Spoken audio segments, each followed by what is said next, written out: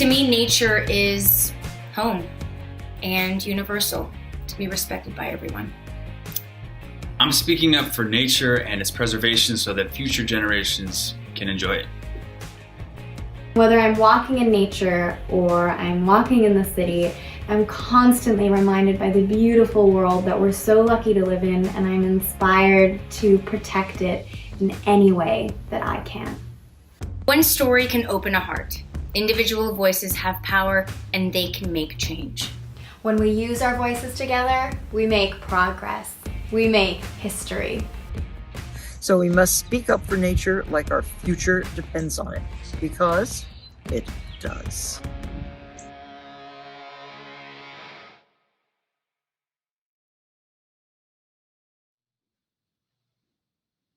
Hello, everyone. Happy Earth Day. Welcome to our virtual celebration, Change Starts Here. My name is Jennifer Morris, the CEO of the Nature Conservancy, and I'm so excited to be your host today for the next 2 hours. This Earth Day, in fact, every day, it's critical to acknowledge the original owners of the lands where we live.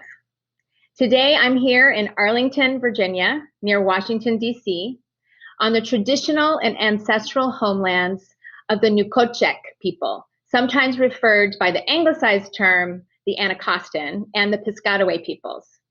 Now, if you'd like to learn more about the traditional stewards of your home, please visit native-land.ca. That's native-land.ca. Please check it out. And for those of you that live in or are visiting Washington, D.C., I just learned about yesterday a really cool new app. It's called the Guide to Indigenous DC, and it has a walking tour of 17 key historical sites from local Indigenous history, but also important sites of Indigenous art and activism. Now, over the next 2 hours, you're going to meet some really incredible people leading innovative, inspiring work all across the globe. And one of them is the incredible Katharine Hayhoe, who will be my co-host for today and has recently accepted the position as our new chief scientist. Hello, Katharine, welcome. Hi, Jen. So great to have you. I'm so excited to be kicking off my first Earth Day as the CEO of the Nature Conservancy alongside our first ever female chief scientist. Katharine, what is it like for you to be here today and to hear yourself introduced that way?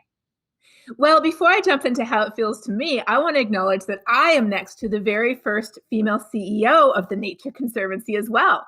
This is such a great time for both of us and for the future of our organization. So Earth Day feels like a birthday party for all of us, because every single one of us depends on this planet for life. Without Earth, we wouldn't exist. We literally depend on it for the air that we breathe. If you just take a breath right now, the water we drink, the food we eat, the resources we use for everything that we have, it all comes from this planet. So while we often feel like we have to be a certain type of person to care about climate change, the reality is we only have to be a human living on planet Earth. We are all that. And that's what the Nature Conservancy is all about. It's not about working only with certain people or certain parts of the world. It's about working with everyone, because a healthy planet is good for us all. So now that you know, I have to ask you the same question. What is it like for you being here today as our first ever female CEO? And what does Earth Day mean to you? Thanks so much for that question. So I have to say, it's just absolutely amazing. It's an incredible feeling to be here to celebrate Earth Day alongside the TNC incredible team and all of you out there, our community of supporters. It's because of you that we've been so successful over the years. So I've spent the first few months, 11 months really now, it's less than a year that I've been on the job as CEO. And I've really spent that time immersing myself in our work around the world. And I have to say, it's just been so inspiring, even though around the world, and COVID, of course, means on Zoom, it's still, I've been able just to learn so much and meet so many of the incredible people that work for the Nature Conservancy or that support the Nature Conservancy. So to me, Earth Day is really a reminder of how and why I chose to be in environmental conservation as my career. And I'll tell you just a very short story. About 28 years ago, can't believe it's been 28 years, I was teaching English in a very small village in northern Namibia in southern Africa. And while I was working on a women's development project, and while helping the women there, I would spend my weekends collecting firewood and digging boreholes to find water. I began to realize then really the deep connection between human health and planetary health. At the time when I was there in the early 90s, deforestation was exacerbating a devastating drought and making it harder and harder for the community to actually find water. And the consequences of this was really falling mostly to women. And so that's when I decided to dedicate my career to protecting nature and to help better the lives of everyone who depends on nature for their own survival. So Catherine, let's turn back to your story. So you are an esteemed climate scientist, and you're known all across the world for your work and communication around climate change. In fact, you were recently featured in People magazine. Can we please show that spread, please? Wow, look at that. That's incredible. So People magazine featured you, and not many scientists can really say that, for one, that they were featured in People magazine.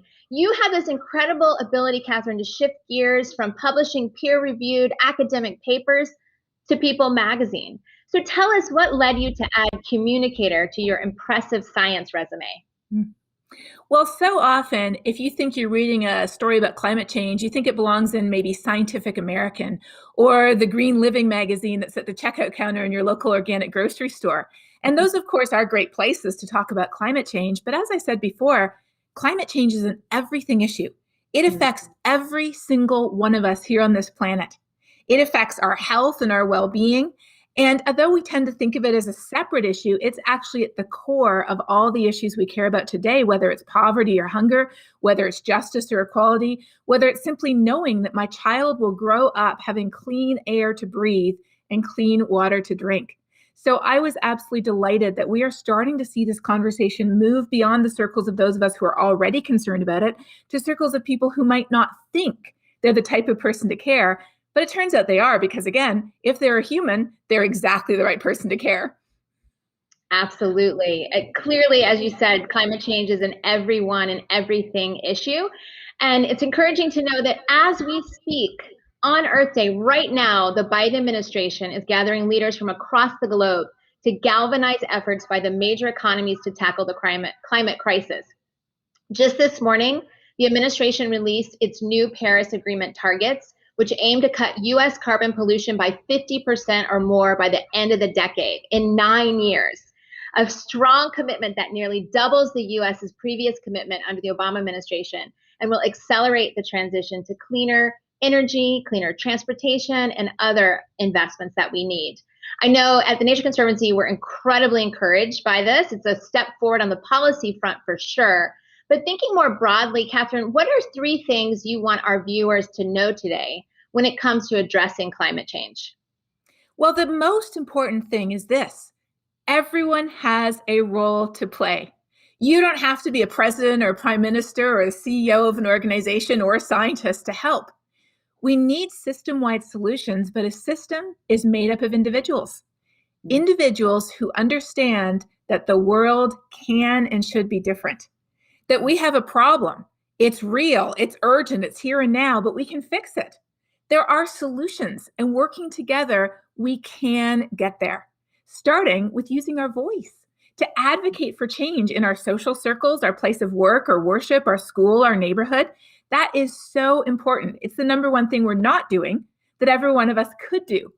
Looking at how we can protect this planet that we live on, our natural environment, our air and our water, our local parks and natural areas. And again, engaging at every single level, we truly can make a difference. The world has changed before, and it's time for the world to change again. That's fantastic. And you're going to hear today, everyone that's listening, stories full of people doing incredible work around the world. And Catherine, we want all of our viewers today to walk away with that sense of hope and inspiration. Can you tell us a little bit about what gives you hope these days? Well, that is the number one question that I am asked every single day. In fact, I've already been asked it twice today. And that's because the news doesn't give us hope. What we see just it makes us angry or frustrated or fearful or discouraged. So what does give us hope? It turns out that seeing other people act, recognizing we are not alone, This problem of climate change and protecting our planet, it's not a giant boulder sitting at the bottom of the hill with only a few hands on it. That boulder is already at the top of the hill. It's already rolling down in the right direction. It's got millions of hands on it, and we have to get more on it to get it going faster. So recognizing that we are not alone, that there are so many people that you're going to hear all about during this broadcast, amazing people all over the world making a difference. We just need your hand on that boulder too. That's fantastic. That is a perfect segue to our first guest, Catherine. So let's go ahead and jump in. So I am so delighted to introduce our first guest today, Beatrice Lampara. Beatrice is the production manager for Beadworks in Kenya, where she's calling in from today. And Beadworks currently works with over 1,200 women in 9 conservancies, empowering these women to earn more money, creating traditional handicrafts than they would from other work that can have harmful impacts on the environment. In fact, this beautiful necklace I'm wearing today came from the women of Beadworks. But before we talk to Beatrice about her amazing work, let's watch this short film about one of Beadworks' beaders, Joyce Laukai.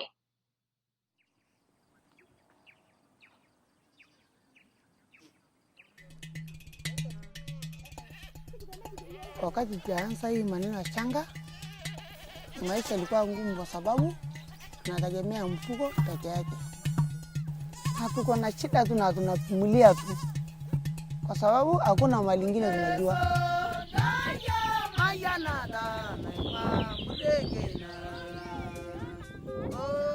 Mimi ni Joyce Laukai. Mimi niko na watoto 8. Mimi ni stabida.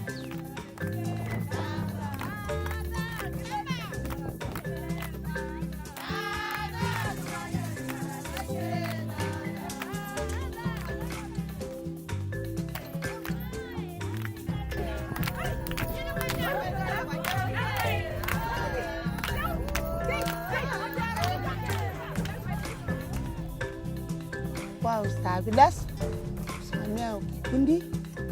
Sasa maneno ya beadwork, Shanga alifundisha sana. Alifungua sisi kina mama macho. Kabla jasa beadwork nakata miti, nauza makaa, nauza kuni. Sasa niliwacha kwa sababu nilijua miti hakuna faida. Hakuna mtu nakata kuni.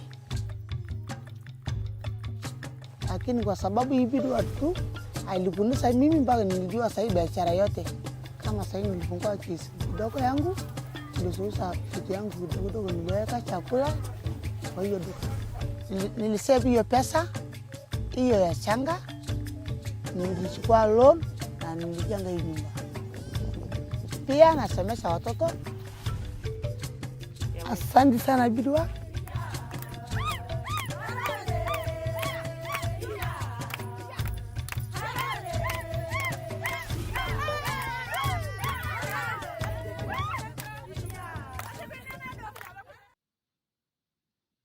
Beatrice, it's so lovely to meet you. Thanks so much for being here today. So we just heard Joyce's incredible story. Now I want to ask you a few questions, but I also want to get our live audience involved. So any of you out there, if you have a question, please put your question in chat and we'll do our best to get to it. Beatrice, first, yes. Thank you for being here. Can you tell us a little bit about yourself? Thank you, Jennifer, and happy Earth Day. It's such a privilege to be here to speak about our work from Northern Kenya. I was born and raised in Northern Kenya, basically in one of the villages where we have the community conservancies. A community conservancies is a situation where a community comes together and define how to use their land.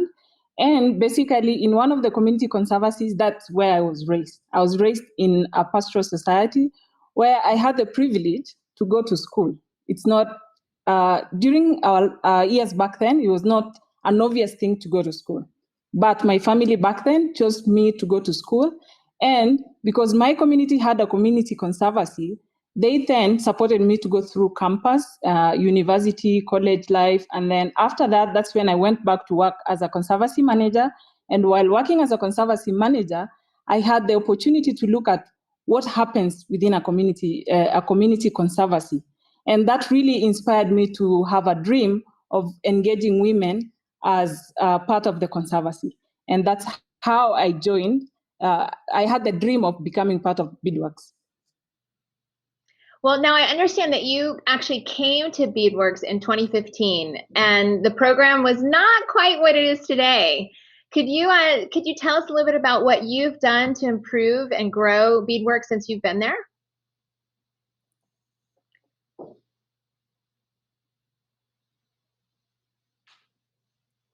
Beatrice, you there? Did we lose you? Yes, I'm here. Okay. I lost you for a second. Sorry about that. I can hear you now. So I was asking when you came to Beadworks in 2015, it was quite different. So how did you help grow the organization to what it is now? So in 2015, when I came to Beadworks, things were really not as easy as they look now. We had about 600 women who were struggling to provide what the market wanted, and we had customers who were not happy with the whole production system. So in 2015, I came in and really tried to understand what's going on. And basically, I went out there to sit with the women, try to understand their issues. And I had the privilege, and still have the privilege, of being able to speak both English, understand what the customers want, and also being able to go out to the women, sit down with them, come together, and come up with solutions. Some of the problems that we initially had was our production process took longer.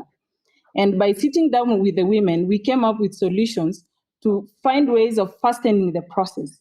Because we'll then ask the women, how do we ensure that we fulfill what the customers want? But at the same time, how do we address the challenges that the women had? And one of the issues that the women didn't really understand is who was the end customer and what does the end market require? How do we communicate that? And by being able to participate in the trade fairs and markets and speaking to the women, then we came up with solution that was women driven, and the women were not just passive participants. They were active in the production system and understanding the market. And basically, we are able to then increase the number of women from the 600 to 1,300. And not just women who are out there, they are entrepreneurs, because now they form smaller networks within their villages. And these women in the villages then supervise how the whole production happens. And the whole production is based on relationship. It's based on settlement, and it then makes things easier. And over time, we've been able to have meetings where women don't just talk about beads. We have forums where we discuss about what happens in a community conservancy. We have forums where women share their journey. We have forums where women inspire others, where women talk about their dreams. And over the years, I have been part of a process that women are able to aspire to see their children go through school. So I have been able to see them dream of, having a nice house like what Joy's video showed us. I have women who've taken their daughters and sons through university. And now, through the partnership with the Nature Conservancy and all other donors and our customers, we are at a level where women are confident enough to make products that can go into global markets, can be, anyone can get a quality product that can serve you. And at the same time, they're able to contribute that into their conservancies. Because how the model works is you have, we call them star bidders or entrepreneurs at the village level, who then supervise production. After the sales, we have conservation fees that goes to the conservancy. So imagine this feeling of women being able to hand over a check to their community. The joy and the pride that we are not just out there as women who would otherwise not be recognized, but we are part of a network, a community ecosystem that is going to protect the environment through our financial contribution, but at the same time, by being able to support their conservancies, their families, they're getting recognition. They are now being invited into grazing committees. They are now recognized to participate in all forms of community organizations.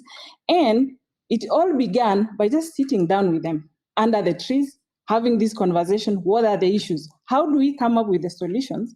And, at the end of the day, solutions come from, us starting those conversations, sitting and listening, and basically being deliberate in addressing the needs of the people, and then giving this platform for us to share our journey together.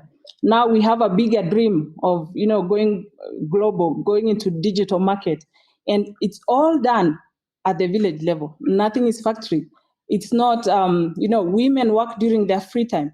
They coordinate all the production. They just understand that we need these things done this time by these colors. They get all the instructions about the value chain, but at the same time, it's so easy and flexible to fit into their daily lives. Wow.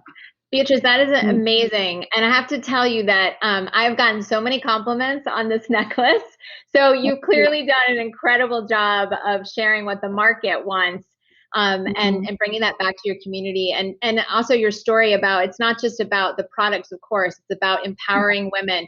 Can you talk a little bit more about the connection with the environment? You started to touch on that, but the Nature Conservancy is a partner, and tell us a little bit more about how building the confidence of women and through their businesses also helps the environment. Okay, thank you. I'll just give a quick overview of how the northern landscape looks like. So it's basically arid and semi-arid. So it's a space that's vulnerable to drought, resource-based conflict. And then, so when you think about the natural space itself, it's difficult. It's not easy. So ideally, these women, and also just the cultural setup does not give women many opportunities to earn an income. So with beadworks, it basically gives them a chance to earn an income through bead sale, which is not necessarily, like based on rainfall and all that. And then that also prevents them from doing other harmful practices, like, what Joyce mentioned in our own video, that some would cut down trees and make charcoal to be able to make some money. And with this setup, then they are able to earn an income. They are able to support their children to go through school.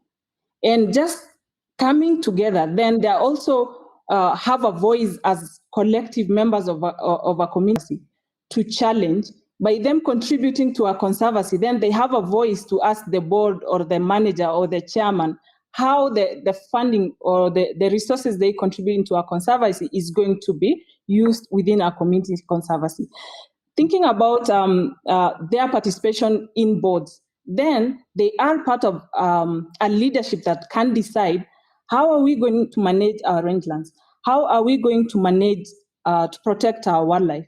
How are we going then to ensure that we keep our wildlife, our environment, safe for everybody and for long term? So it's in different levels. There's at household level where they're able to support their family through bringing in income. They're also part of a community where they're able to, give their voice into how things are going to be managed, but also just in the long term by having the ability to take their children through school. When I think about my own journey and how I went to school, first of all, it's through my own mother and our own efforts. And I got inspired by what our own conservancy and community did. It allowed me to go to school. And I came back to be a champion and now work with more women, over 1,000 women, who in so many ways, when we have internships, we have children from these women, we are mentoring. So it's a whole network through just it looks like a simple process, but it's complex because it's more than the beads. It's about the relationships. It's about the network. It's about building people's, the confidence of women to speak up and giving them that chance to fully participate and understand what is happening in the global space. That is fantastic. So you touched on this a little bit, but before we go to live questions, and please, if you have any questions for Beatrice, please put them in chat now. Tell us a little bit about, what inspires you? I mean, you're doing just such an amazing work. I imagine the women that you work with inspire you, but what else inspires you about the work that you're leading? I am inspired by the work that I do because, one, I believe that change happens when people really participate. And the work I do allows me to engage with individuals allows me to speak to people. So the nature of the work itself is inspiring. And by being able to see women, meet a woman who could not even speak before people, or a woman walks to me and say, I was able to achieve this, I was able to do this, gives me a lot of inspiration. But more importantly, I'm also a mother to two beautiful girls. So I want them to dream, to be able to think of, a space that they are able to achieve their potential. I am inspired to see a better Northern Kenya, a Northern Kenya where people are able to fully participate and define and appreciate and shape how our future will look like for our own children. So I am inspired by so many things: the women, my own mama, my own children, and just the landscape, the environment that we live in. That is fantastic. I also have a 13-year-old daughter, and while we're not in beautiful Kenya, she does the same thing for me. That inspiration you get to do the best you can every day for the people around you, it really is incredible. So it looks like we do have a question here. Let me see if I can get it. Let's see, hold on one second. I can't see the question, guys. Okay, here we go. So we heard from a woman named Sheila, who says that she's watching live on YouTube and she loves the bracelets and the lanyards that she's seen from Beadworks. So if you are out there and you're interested in buying some of the products from this incredible organization in Kenya, how would you go about that, Beatrice? So at the moment, we have a website which has the contact information. So you'll be able to reach out to us through that. But in the next few days, we'll be having a new website where we'll be able to order directly. We're just finalizing a few things, but you can get in contact with us through our website. Okay, and follow us on our social media platforms. Yeah. Wonderful. Okay, great. Well, thank you so much. I really appreciate you being with us and sharing your story. It's incredibly inspirational. And thanks again. And we wish you all the best. We're going to turn it back now to Catherine, who's going to introduce our next guest. Thank you. I hope that you were as inspired as I was by hearing about Beatrice's work. I just love how the work of Beadworks and many other organizations empower women, helps them improve their personal finances, their ability to support their family, feed our kids, confidence, community, and the environment at the same time. It's a win-win-win. And did you know that one of many solutions to climate change, Project Drawdown is a great resource for that if you haven't checked it out yet, one key solution to climate change is the education and empowerment of women and girls. And I have to say that that's one of my personal favorites. Well, now I have the privilege of introducing our next speakers. They are actor Justin Long and TNC's own forest watershed manager, Catherine Schlegel. Justin cares deeply about the environment and climate change, and he's going to be talking to Catherine about her innovative research on restoring forests and her work across the Western US. If you remember, 2020 was a record-breaking wildfire season out west. The apocalyptic orange skies, the choking smoke that people had to breathe. Where does climate change come in? It's drying out our soils and our vegetation. So when a fire starts, as it typically does due to accidental ignition, it burns much greater area than it would have 50 or 100 years ago. So let's hear from Justin and Catherine now. Thank you so much, Catherine. And speaking of Catherines, I'm here with yet another Catherine. Catherine Schlegel, thank you so much, Catherine, for Zooming with me, for interacting with me digitally. Well, Justin, the pleasure's all mine. I want to get into all the important work you're doing to restore our forests. But before we dive in, I understand that there's something else we have in common. I think we went to the same school, attended the same college, Vassar. Yeah, I feel like I attended Vassar College and graduated around the year 2000, but I don't know. I feel you were there as well, maybe. I attended occasionally. You graduated, and it has yielded. I mean, this is a ringing endorsement for Vassar because what you do is so incredible, so important. Can you tell us a little bit about what that work is, what it entails, and how you came to work with the Nature Conservancy? Yeah, since I came back to my home state of Colorado, one thing I've always grew up loving was the forest here. And when I came back 3 years ago, I went on this field trip to the middle of a burn scar, and I looked around, and it had burned 20 years ago when I still lived here. Wow. And it was like the moon. There were no trees, and there's just like small grasses, and it was one of the saddest places I visited. And that's the story of a lot of our forests in Colorado. We're finding that wildfire is burning more frequently. It's burning larger areas, and it's burning hotter in a lot of those areas at higher severity. So there are these great swaths of land that are completely devastated. It doesn't appear as though they're going to grow back. How do you then go in and try to regenerate a forest like that? What does that look like? Well, there's two ideas, right? Traditionally, we've gone in with tree planters and baby trees, and that is a great way to get trees growing. But we're finding that they're limited, tree planters, by how far they can get into those burned areas. They just typically can't get too far from roads. It'd be too much work. So we spend a lot of our time thinking about how we can get in further and sort of start to cover or take on some of that responsibility for reforesting those faraway acres. And so you personally are hang gliding into these areas, these more remote areas, and just sprinkling the seeds from the hang glider. Nailed it. Yeah.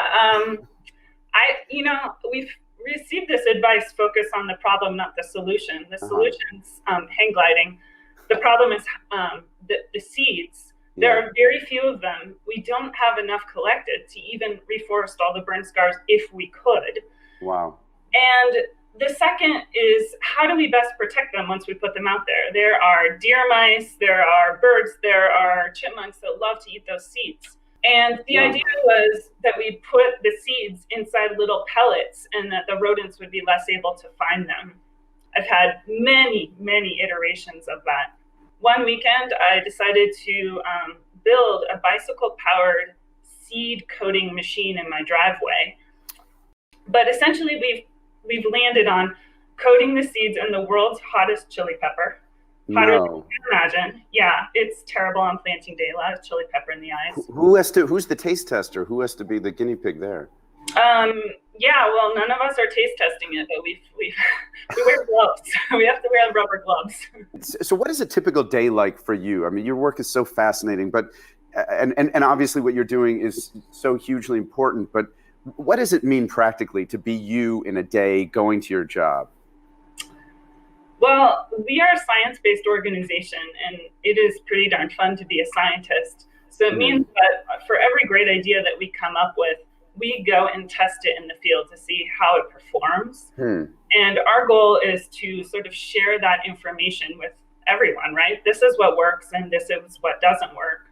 So just last week, we were in a big burn scar. We were putting out 12 different types of seeds with 12 different ideas that we have. And we will be going back every month to see which ones germinate. So really, an average field day is like a lot of being on my hands and knees and crawling around looking for baby trees. Oh my God. So, Catherine, when you say 12 different seeds, are they, forgive me, I'm incredibly ignorant. I didn't graduate. Are they different types of tree? Are they different species of trees, or are they coated with different things to prevent animals? Yeah, so we're focusing all our efforts on just one type of tree, the ponderosa pine. Okay. And it's one of those trees that is most affected by climate as it gets warmer. It lives at that edge between two ecosystems, so we're seeing it's really affected by fire. And on the flip side, we're also seeing that the hotter temperatures make it harder for it to grow back into an adult tree, right? Those drought years are really hard on young trees. And finally, it has a pretty big seed that's not able to travel very far from the parent tree. So you can think of all that pollen that's like in your nose and a lot of seeds that fly through the air, but this is like an apple seed. And how can people contribute to what you're doing and contribute to the work that you are, I can't believe these contraptions that you're creating in your garage, but it must cost money. And so is it as simple as donating? Well, Justin, I love to say a lot of things, but in your heart, each person can change the world. There's no one stopping you. So I encourage everyone to do something local. Plant a tree with your local organization, plant a flower in your front yard, get involved, donate if that's right for you. But it will take all of us working together to solve these really tough, entrenched problems. So let's keep this conversation going. That sounds good. I thank you for having the conversation with me, Catherine, and I thank you for the work you're doing. It is so impressive, so important, and it's really fascinating to hear about. So thank you. Thank you. And thanks, Vassar. If you're curious about, if wanting to send your kids to a school, look what it can produce. Someone saving the world and a clown who's somewhat curious about what the work the Savior's doing. Thank you so much, and thanks to the Nature Conservancy for setting this up. Happy Earth Day, everyone! I'm Coyote Peterson, and as many of you know, I have a pretty wild job that I would not be able to do without this incredible planet that we call home. If you truly love the great outdoors, then I'm asking you to join me and the Nature Conservancy in speaking up for nature in any way that you can. Now, to celebrate, I'm encouraging you to do something special for the planet today. It can be as small as picking up a piece of trash or as big as donating to your favorite conservation cause. Remember, every action counts. And trust me, the wild animals that we share this wonderful place with depend on us as humans to preserve what lies ahead. Be brave, stay wild, and happy Earth Day. Wow, that was fantastic. So our next speaker is Kashan Myers, the Executive Director of Habesha, an amazing nonprofit that focuses on providing the metro Atlanta, Georgia area with education and training in urban organic agriculture, sustainable energy technology, and green living. Kashan received a BS in psychology from Florida A&M University and a Master's of Education from Howard University. Kashan comes from a family of farmers, teachers, and he decided to come back to those roots when he founded Habesha in 2002. Kashan, welcome. I have to tell you before we get started that I was actually born and went to college in Atlanta, so I'm really excited to hear about the great work you're doing in my hometown. Very nice. No, thank you, Jennifer, for having me. Thank you, Nature Conservancy. Happy Earth Day, or as we say here in Ghana, Happy Asase Day. So I'm glad to be here. Thank you for letting me be a part of this beautiful occasion. Wonderful. Well, happy Asase Day. And let's start off with you telling us a little bit more about your organization, Habesha. Yeah, well, our organization is called Habesha Incorporated. It's an acronym that stands for Helping Africa by Establishing Schools at Home and Abroad. And as you mentioned, we were started in 2002. And really, there are 5 major areas that we focus on: cultural education, sustainable agriculture, entrepreneurship, holistic health, and technology.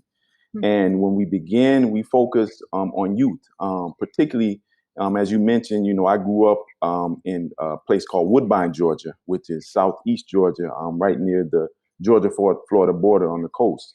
And it was there that I got my foundation of who I am. There's an African proverb that says it takes a village to raise a child, and I'm definitely raised by the village. And so I understood the benefit of respect, honor, and connecting with the land. But it wasn't until later in life that I really wanted to take it on as, I guess, a career. And so our organization was founded in 2002, and with the goal of really connecting young people, particularly young people of African descent, with who they are, because we know that when people know more about who they are and where they're centered at, it helps them to move forward in life. So we started the organization really to connect with young people, and as we continue to grow and do things with young people around connecting them with their culture, connecting them with the land, we realized that it takes really that village again. So we expanded our focus to not only youth, but to the families of those young people. And we began in 2004 building community gardens in the metro Atlanta area. Some people may be familiar with the term guerrilla gardening. We were doing that kind of before it got popular, but we saw the benefit of particularly connecting young people with nature, connecting young people with good, healthy food, and connecting young people with each other. And so by doing this over time, it grew. For about 6 years, we continued to work with young people doing after-school programs, doing community garden projects. And in 2011, we started a program called Habesha Works, which was focused more on young adults with the specific interest of business development and entrepreneurship. And so this was a training program around urban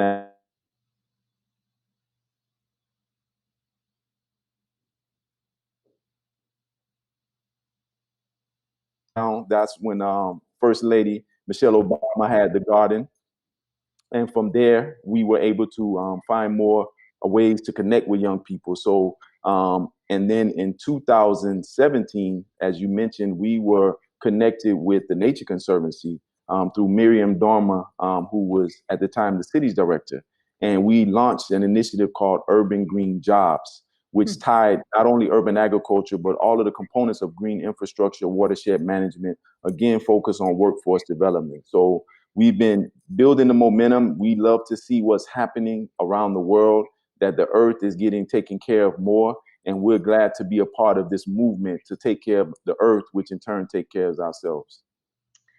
That's fantastic, Kashan, that you just put that story in such important terms in terms of the relationship between community, self-empowerment, and of course, in the environment. And so thank you so much for the partnership that you have with the Nature Conservancy. So in talking about your work, I have heard you say there's no culture without agriculture. I just love that. Could you tell us a little bit more about what that means to you? Yeah, so when I was a graduate student at Howard University in Washington, D.C., maybe like my first or second day on campus, I was on campus and they had this like an outdoor concert. And there was a gentleman who was singing by the name of Ras D. He was singing a song, and I won't try to sing it like him, but it went kind of like, there's no culture without agriculture. There's no culture without agriculture. And it hit me so hard when I heard that term that afterwards I went up to him and said, hey, you know, I love that song. Where can I get your music, et cetera, et cetera. This was probably around 1998. And he told me it actually wasn't him who coined the term. There was an elder in the Washington, D.C. community, Baba Tariq Oduno, who actually mentioned the term. And he was very much inspired by Dr. George Washington Carver. I had a chance to meet Baba Oduno while I was at Howard University, learn from him and get the spark and inspiration of connecting more people to growing food. So this was even prior to starting Habesha. When we began our Habesha Works program in 2011, we used that as our motto. There's no culture without agriculture. And it has both a literal and a figurative meaning. So literally, the word agriculture, right, has culture connected into it. Also for us, we see, particularly as people of African descent, agriculture has always been a part of our culture. We've always been connected to the land in one way or another. So we found this as a way really to feed two birds with one seed, if you will, and outline how there's a strong connection between agriculture, the land, and our people. And so since then, we've been using it. Everyone loves it. But again, I always have to give, special shout out to Baba Tariq Oduno in Washington, D.C. He's the one who coined that term. And now we've been able to spread it throughout the world. That's fantastic. Well, you've just spread it even wider today. And thanks for sharing that with us. It's fantastic. So, Kashan, I understand you're in Ghana right now. What are you working on right now that excites you most? And before you answer, I just want to remind everyone in the audience to please put your questions in the chat so we can get you involved in the conversation. Yeah, well, we've been based in Atlanta. We've had branches in New York, Washington, D.C. We've done cultural education and rites of passage programs started in 2004 through a program called Black to Our Roots, where we were taking youth of African descent from America, teaching them about their history and culture and giving them an experiential learning opportunity in Ghana. So since 2004, we've been taking young people here in Ghana, and we've built relationship with communities here over the years. One of the communities, in particular, a community called Liate Wote, has always encouraged us to not only come to visit, but to create opportunities to have permanent connections. They've been sharing and requesting for years. We didn't have the capacity or necessarily the financial support to do it. But in 2015, we embarked on an initiative to create an Indigenous Research and Training Institute that was focused on sustainability. We have named it after the world-renowned ethnobotanist, Dr. Anthony Kweku Ando. It's called the Kweku Ando Sustainability Institute. And the idea behind this institute is that we're focused on all things sustainable from an Indigenous African perspective. For long, unfortunately, many of the practices of African people, particularly on the continent, have been seen as less than primitive or, backwards. But what we found is that actually many of these practices that the people have used over the years have actually been now are at the forefront of what we consider is the environmental movement, whether that's water conservation, whether that's utilizing the land around you, whether that's regenerative planting, whether that's connecting with the land through our various herbs and healing. So we're building this research institute that's focused on natural and sustainable building, medicinal herbs, organic and sustainable agriculture, and of course, the arts and culture as they connect. So I've actually been traveling here since 2006 back and forth, usually 6 months on, 6 months off, really supervising the development of the initiative. I'm so excited about it. We were initially slated to open in October of 2020, but of course, COVID hit. So we're still planning on opening more than likely March 2022. But it's been a labor of love to be here, to reconnect in a lot of ways for me as someone of African descent who has traced my lineage to my family back to Ghana, and also to now reconnect other people of African descent to Africa, and in turn help to heal the world and help to do better by Mama Earth, or what as we call Asasiya. That is fantastic. So I could talk to you for another hour, but I know that we have to move on here. But I'd love just to hear from you, Kashan, before we open it up to questions from the audience. Is there something specific that you want to share about Earth Day, or why you wanted to participate today? Yeah, well, to me, there's a slogan that says Earth Day is every day, which is true. But definitely today is a day that there's a focus on the earth, and we want to be a part of that mission. Just to give a quick story, in 2019, we also take students to Ethiopia as well. We got into Ethiopia in July. I think it was July 28th. And literally the day we got in from the airport, we saw people around like planting and doing things, just in Addis Ababa, in the capital city. And we were like, wow, this is a nice community effort. We thought it was just a community effort. It wasn't until later that evening that we realized that Ethiopia had planted 350 million trees in 12 hours. And I was so inspired by that because I believe India had done like 66 million. So there have been these momentum around planting trees. And so if nothing else, I encourage everyone to plant, whether that's a tree, whether it's a seed in the ground. There's another African proverb that says the best time to plant a tree was 20 years ago. Mm-hmm. And the second best time is now.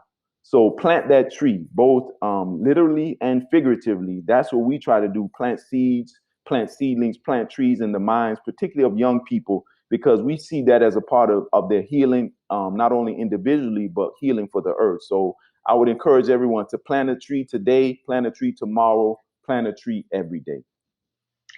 Absolutely. Could not agree with you more. That was really, really beautiful. And I think you're seeing these inspirational efforts to plant trees. And I think at TNC, we also think not just about planting trees, but also bringing life back to land. And what you're doing with your organization is just exactly that, bringing life back to land, bringing power back to the community, to individuals, for people to really engage with their history and their culture. It's just amazing what you're doing. And I really hope to come visit you one day in Ghana or in Atlanta, certainly, and learn more about how we can increase and strengthen our partnership together. So we are getting not really any questions yet, but we are certainly hearing from a lot of you with a comment for the phrase, maybe it's instead of to change using the phrase kill two birds with one stone, feed two birds with one seed.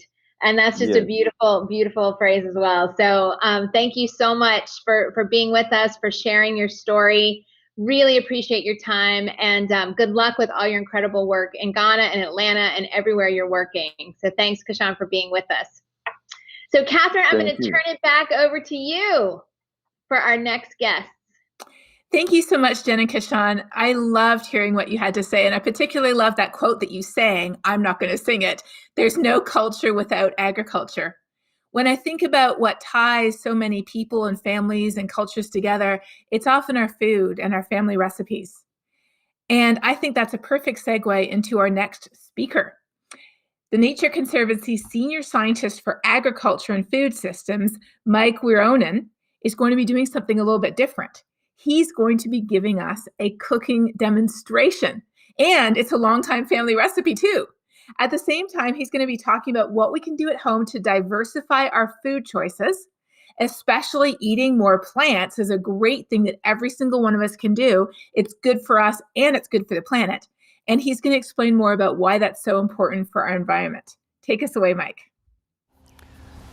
Thank you, Catherine. So my job at the Nature Conservancy is to work with our programs and farmers around the world to promote the adoption of regenerative agriculture and to help transition to a regenerative food system.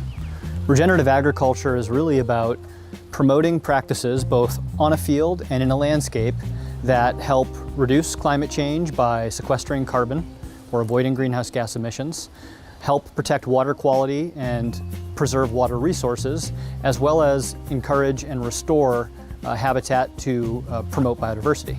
The thing about regenerative agriculture, though, is it's not something that you need a satellite and a combine and sophisticated technology to practice. Those things can help, but it's also the kind of thing that you can do at home. Some regenerative agriculture practices are in fact as old as agriculture, things like crop rotation. So for example, right here in this garden, I've got some garlic here that I planted in the fall. This garlic will be harvested in a few months, and when I take that out, it'll be replaced by tomatoes. That's the principle of crop rotation. That can help cut disease and pest cycles. It can help add diversity both for biodiversity and for your food production itself. Another example of a regenerative agriculture practice is cover cropping. This is when, after the crop is harvested, you plant another crop, not necessarily with the intent of harvesting it and consuming it, but really as a means of protecting the soil and taking more carbon out of the atmosphere and putting it into the soil. Both the garlic as well as this broccoli here, both of these are planted in the fall, and while I will harvest them, they also serve that cover crop function. What I'd like to do now is I'd like to share with you a dish that I think kind of helps encapsulate all of those ideas and actually include some products from my own garden.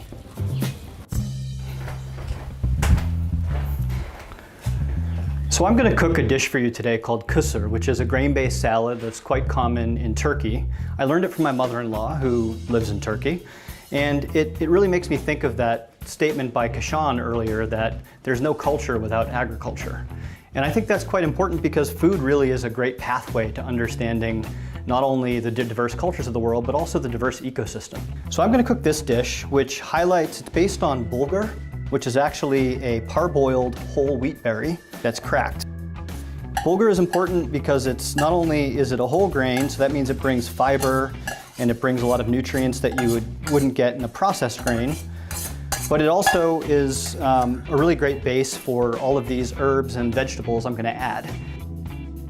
So this is parsley I harvested from my garden. I've actually got some parsley here that I planted in a seed and transplanted into this takeaway container just a few days ago. This is something that could actually grow on my windowsill, it could grow on my fire escape, my balcony, it could grow really anywhere in the house. So this type of producing your own herbs, producing your own food is something really everyone can do, and it's a great way to kind of connect with nature and to make your diet more healthy. So this dish features a lot of fresh ingredients, and then it comes together with some really interesting sauces and some herbs and spices. What's really exciting is actually in my garden right now here in Washington, D.C., I've got pretty much all these plants growing. Most of them aren't ready yet because it's still the spring, but these are the kind of things that almost anyone can grow at home. These green onions, I'm going to teach you a little bit of a trick here, which is actually, I'm going to put these here in water, and if I wait, in probably 2 weeks, I'll be able to harvest these green onions again. Okay, so I'm gonna start preparing this dish now. Also, diversifying your diet and kind of exploring the diets and cuisines of other places is a fantastic way to actually help the food system. I mean, imagine quinoa, for example.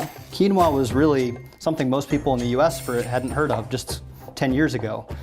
Pretty much everyone knows what it is now, and that's kind of created a market for a really important traditional staple grain in the Andes. So by diversifying your diet, you can not only improve your health, you can discover new tastes and new sensations like that, but you can also help create markets for crops that can be really agronomically and culturally important in different parts of the world.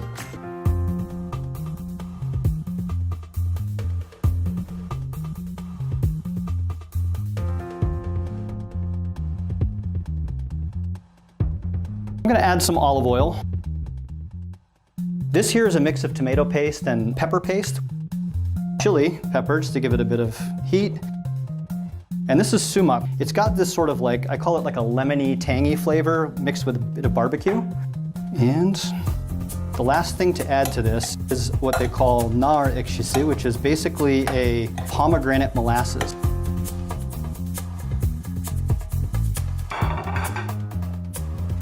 So transitioning to a regenerative food system requires thinking about more than just agriculture. It also requires thinking about the food that we eat. One of the most important things that everyone can do is becoming a more informed food consumer, trying to understand where your food is coming from.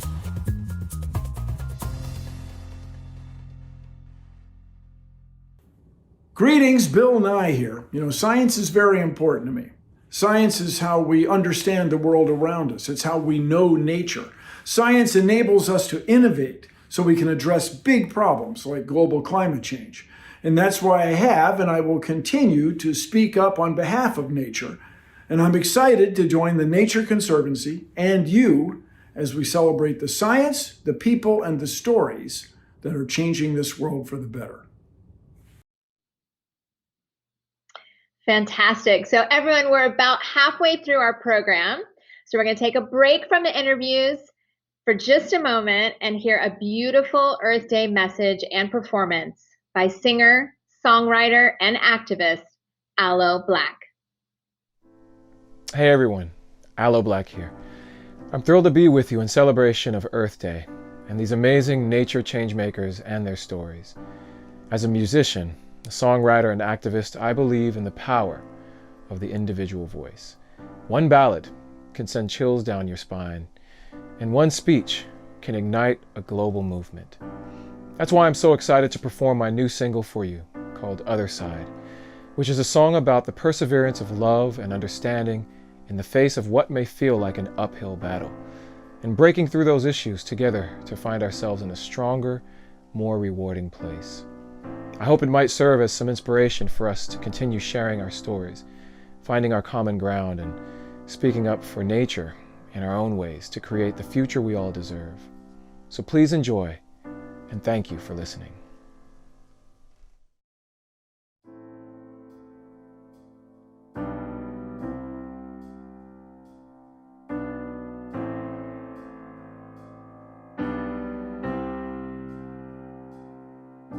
We've been to walls we couldn't climb, and we chased the light that made us blind. But I know we can walk this road one step at a time, no matter how far, no matter how wide. Your hand I'll hold, and you hold mine, no matter how long, no matter how tight. And together we'll weather the storm, it'll be alright. 'Cause if you're calling, then I'm all in, even if I'm falling. Saving you is gonna save my life, and if you're ready, I'll hold you steady when the load is heavy. We can make it to the other side. Yeah, we can make it to the other side. Yeah, yeah, we can make it to the other side.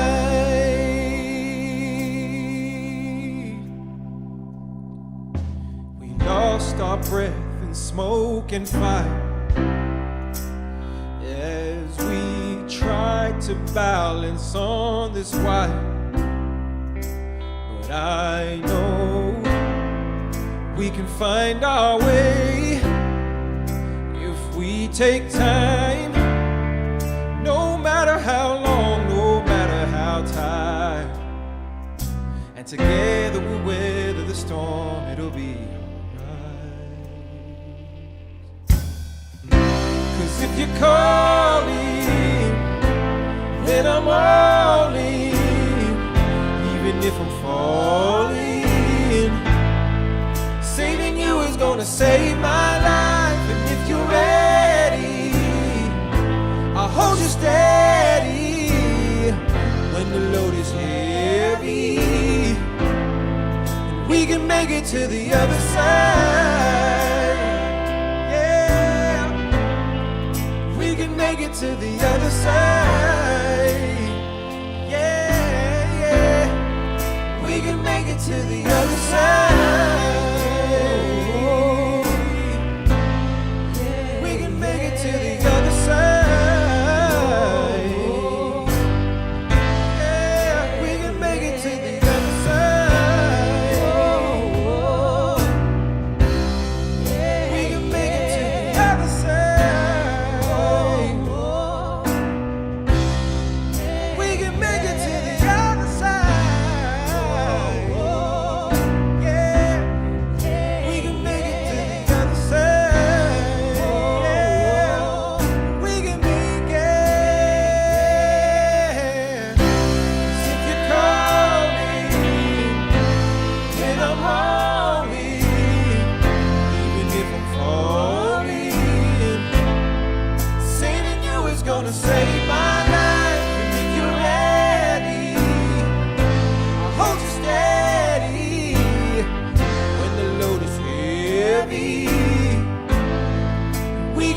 To the other side.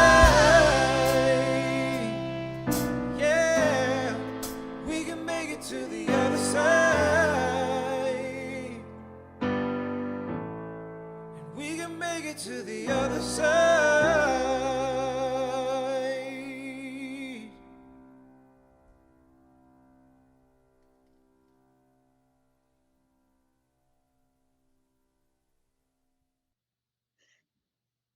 That was incredible.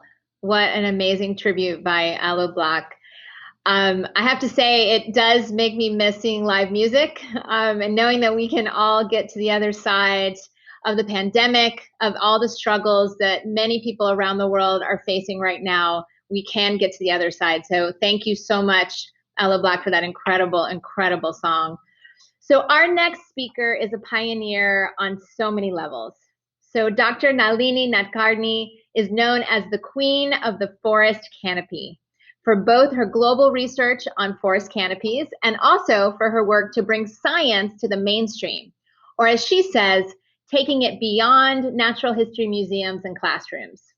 Just last year, she advised National Geographic and toy company Mattel in creating a Barbie in her likeness, along with the entire Explorer series. Dr. Nadkarni is also a board member with the Nature Conservancy's Utah chapter. She's calling in right now from Salt Lake City, and we're so delighted to have her here with us today. Nalini, welcome. Thanks so much.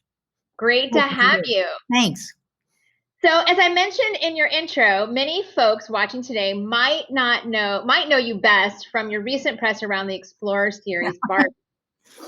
Can you tell us a little bit about how you thought, like, let's create a Barbie about what I do? It's so, so cool. Tell us more. Sure. Well, you know, as with so many conservationists, I really want to encourage young girls to consider protection of nature as part of their lives. Maybe someday to be, work in conservation like you are, Jen, or simply to be aware of the need for conservation actions. And as a little girl, I loved climbing trees. But what about little girls who grow up in Tokyo or New York City, who never really encounter trees to climb? How would they gain that sense of wanting to safeguard trees and other ambassadors to nature? And so I really needed to link trees to something that these little girls already care about. And I learned that most girls, including my own daughter when she was 6 years old, really do care about Barbie. And so in 2004, I created what I called a treetop Barbie, a Barbie who's dressed and accessorized like a field scientist with an accompanying pamphlet about canopy plants. And I called Mattel to sort of offer the idea to them, but for some reason at that time, they just weren't interested. And so my students and I started making treetop Barbies ourselves. We bought them at used consignment stores and Goodwill stores. We got volunteers to volunteer to make little outfits for them. We bought little helmets on eBay, and we created this informative pamphlet. And then fast forward 15 years later to 2020, I got a call from Mattel and National Geographic, and they were starting this line of what they called Explorer Barbies, a polar biologist, a nature photographer, and other nature professionals. And they asked me to be their advisor on this line of Explorer Barbies. And in turn for that advice, they made me this one-of-a-kind Nalini look-alike treetop Barbie. So I'll show it to you right now because I think it's a wonderful one of my great possessions. So here she is with her little helmet and her little booklet and her little ropes and binoculars. And, it's really funny. I think, when I think about what it means, it's not really about me or my idea or even Mattel. I think what it's about is that it's signaling a shift in society in the last 15 years.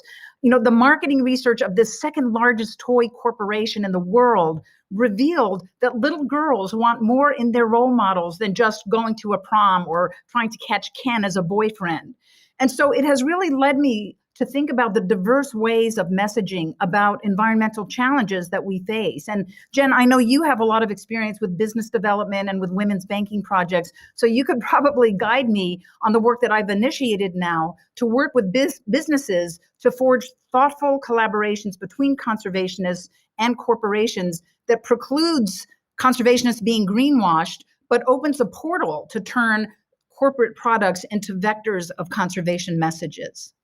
Yeah, absolutely. No, that's critical. And I think you're just completely flipping the switch on what Barbie has meant to so many people. And I just love that you're changing the narrative and really being able to demonstrate that girls can grow up and be whatever they want to be. Yes, including a tree canopy researcher. That's right. So given that, tell us a little bit about, did you start when you were a little girl? Did you want to be always a tree canopy researcher? Or do you have other dreams? Well, I always loved trees. I was always climbing trees when I was a kid. It was kind of my place of refuge in a kind of chaotic family.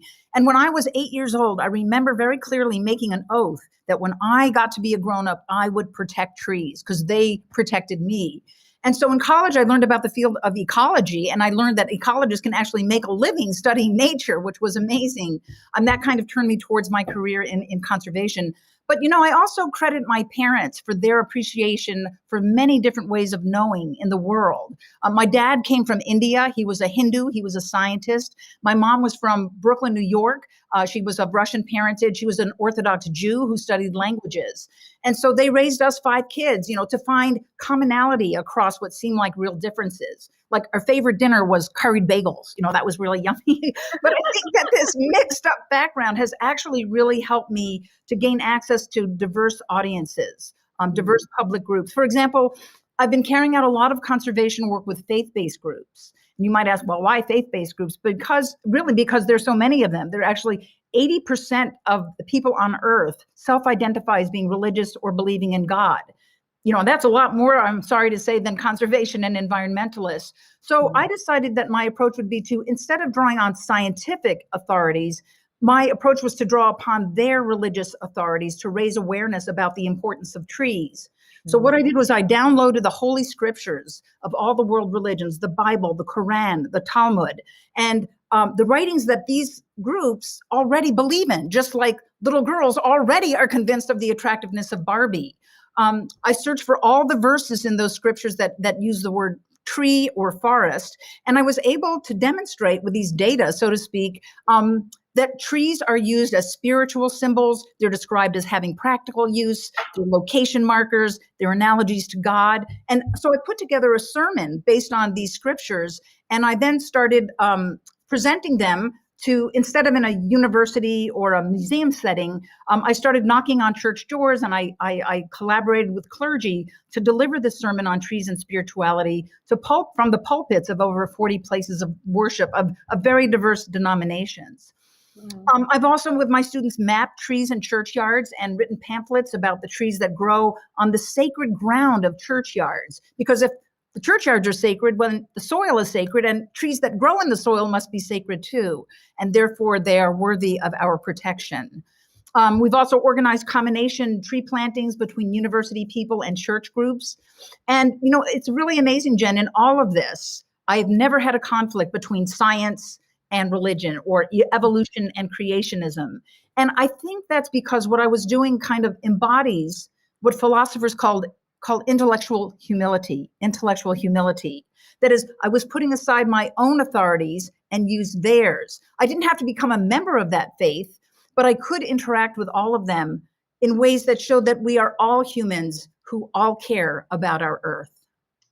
Wow, that is absolutely fantastic, Nalini. And I think it's an interesting corollary to what we just heard from Kashan, that connection with people to culture and history. And you've been able to do it through spirituality and religion, and being able to share that universal message of the importance of preserving and protecting Mother Earth is just exactly why we're here on Earth Day. So thank you. Yes, sure. So I'm sure some of our folks today would love to hear a little bit more about your scientific research. And by the way, if you're listening, you can put your questions for Nalini in the chat. Please do that. We're going to have time for questions at the end. But tell us a little bit more, inspire the inner biologist or forest canopy researcher. Tell us a little bit more about your scientific research. Sure. Well, I'd love to take you on my next field trip to Costa Rica to sort of experience the three-dimensional world of the forest canopy. But, my work is not just about the joy of tree climbing. It also concerns ecosystem ecology, trying to understand the ecological roles that different parts of the forest, in my case, the canopy-dwelling plants, what roles they play in the large-scale processes of nutrient cycling in forests.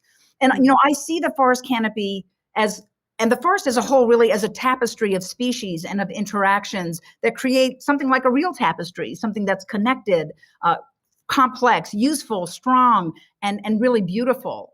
And when I started this work 35 years ago, the canopy was really an unknown place. It was called the last biotic frontier. So early on, most of my research was descriptive, just sort of trying to describe the biomass of these canopy organisms. But later, I tried to quantify the ecological roles of these plants, how they capture nutrients from rain and mist, hold that in their biomass, and then return that and recycle those nutrients to the forest floor. We've also learned that these canopy plants are very fragile, even though they look so lush and productive. They take years, in fact, decades to regrow after they've been disturbed. And in more recent years, my colleagues and I have seen longer intervals, that is the effects of climate change in these tropical cloud forests, longer intervals without the nourishing mist and rain and fog that these canopy plants depend on. So now I'm working with plant physiologists to understand their adaptations to drought. We're also working with farmers and with land managers to try to understand the dynamics of what happens when you clear a forest and get isolated trees in those pastures, to find out whether or not those relic trees, as we call them, can sustain the biodiversity and ecosystem function that their brothers and sisters in the primary forest carry out. And all of these really have brought me to understanding more about social science, not just the natural sciences. And that, I think, goes back to the idea of tapestry, of the interweaving of understanding of the values of trees from many perspectives, of their ecological values, their social values, their aesthetic values, their economic values, all woven together. That is amazing. So I have a question for you. Do you have a favorite place, a favorite forest or forest type where you find peace and joy? That's a great question, but I have to say, Jen, that I find every forest and really every individual tree a place where I can find refuge, where I can find peace, where I feel less stressed out, less anxious, because I start thinking and feeling in the time that trees have, the multiple generations, the human generations that trees encompass. So when I enter any forest, whether it's a little pocket park here in Salt Lake City, or whether it's a fantastic primary tropical cloud forest like Monteverde, that's the place that I want to be and I want to share with as many people as possible. That's beautiful. I couldn't agree with you more. I figured that might be your answer, but I just wanted to find out.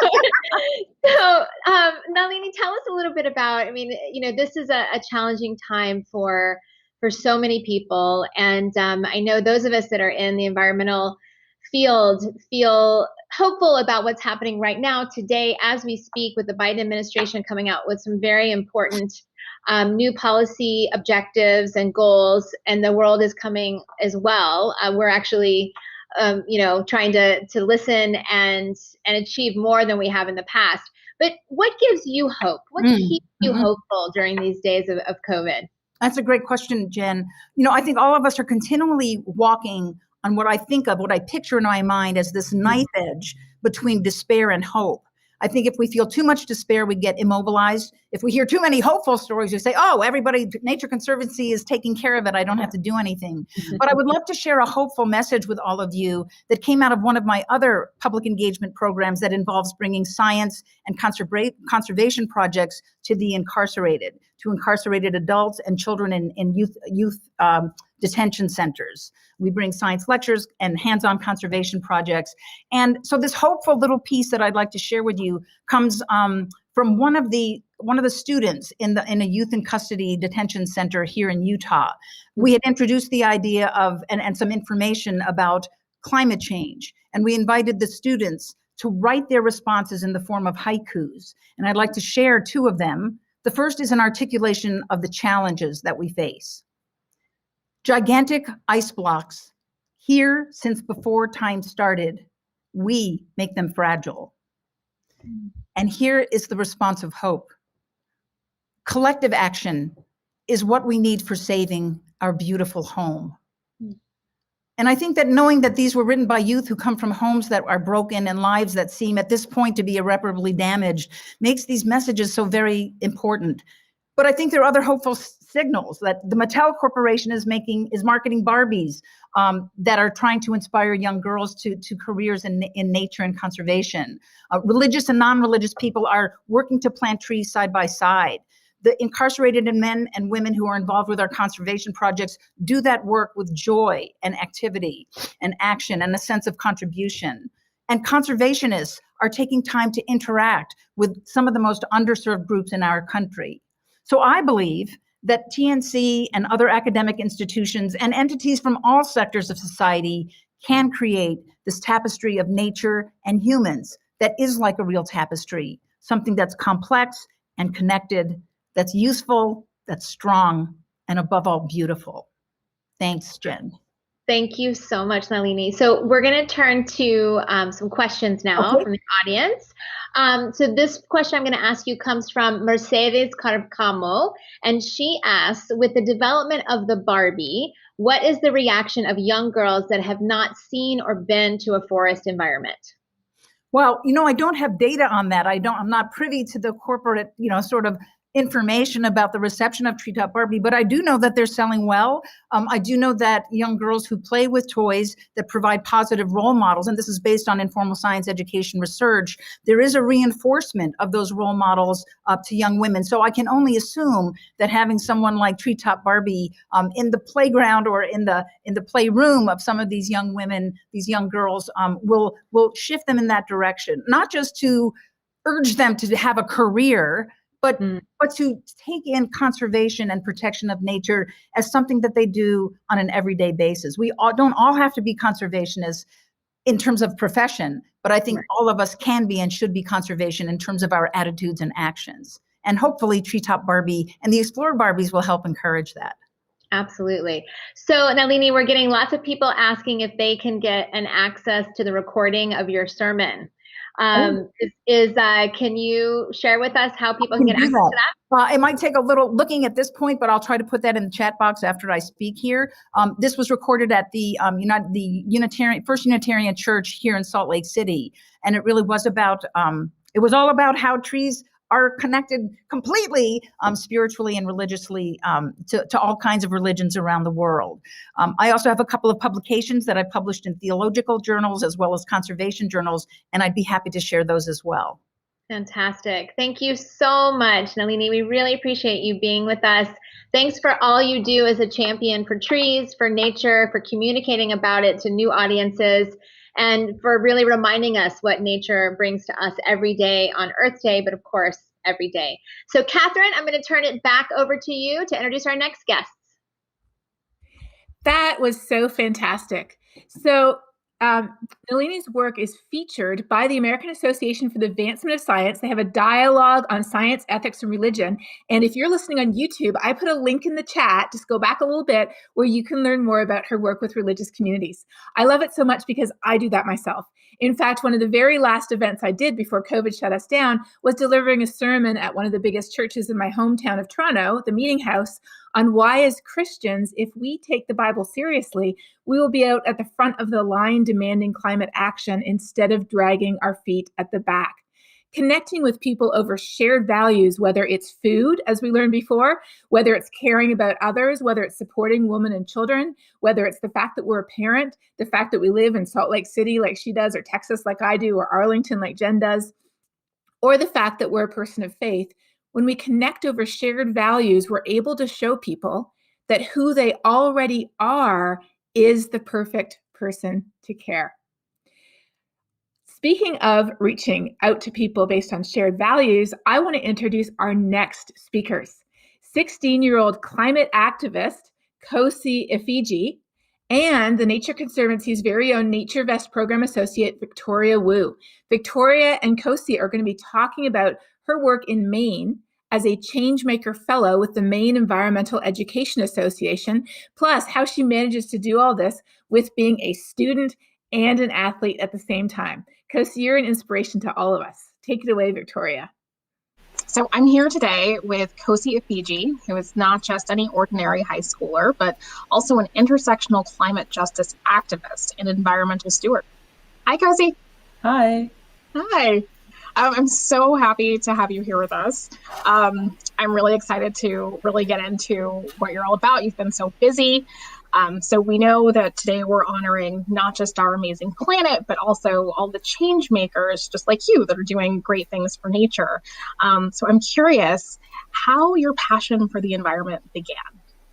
Yeah, I guess my passion for the environment kind of began when I was around 7 years old.